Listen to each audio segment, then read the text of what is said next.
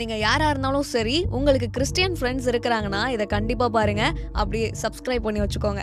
இன்றைக்கி நம்ம உலகத்தை பார்க்கும்போது நிறைய பேர் நான் கிறிஸ்டியன்னு சொல்கிறாங்க.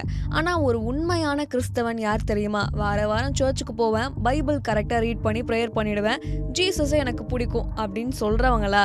இப்படி இருக்கிறவங்கள கிறிஸ்டியன்ஸ் அப்படின்னு நினைக்கிறீங்கன்னா நீங்கள் தப்பாக புரிஞ்சிட்ருக்கீங்க. உண்மையை சொல்கிறேன்.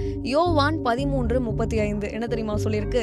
நீங்கள் ஒருவரில் ஒருவர் அன்புள்ளவர்களாக இருந்தால் அதனால் நீங்கள் என்னுடைய சீஷர்கள் என்று எல்லாரும் அறிந்து கொள்வார்கள் என்று இயேசு கிறிஸ்து சொல்றாரு.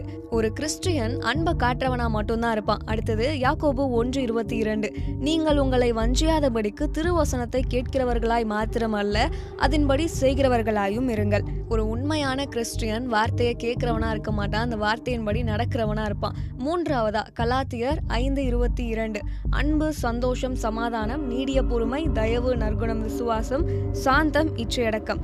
இப்படிப்பட்ட பழக்க வழக்கங்கள் இருக்கிற ஒருத்தர் தான் உண்மையான கிறிஸ்தவன். இதை ஃபாலோ பண்ணாதவங்க உலகத்துக்கு ஒரு மாஸ்க்கும் கிறிஸ்டியானிட்டிக்கு ஒரு மாஸ்க்கும் போட்டு வாழ்றவங்க. வார்த்தையில தான் விசுவாசம் இருக்கும், செயல்ல ஒன்றும் இருக்காது. இன்னைக்கெல்லாம் ஜாலி தான், ஆனால் கடைசி காலத்துல காலி. நம்ம தான் பார்த்து நடந்துக்கணும். இந்த வீடியோவை உங்க ஃப்ரெண்ட்ஸ் எல்லாருக்கும் ஷேர் பண்ணி விடுங்க.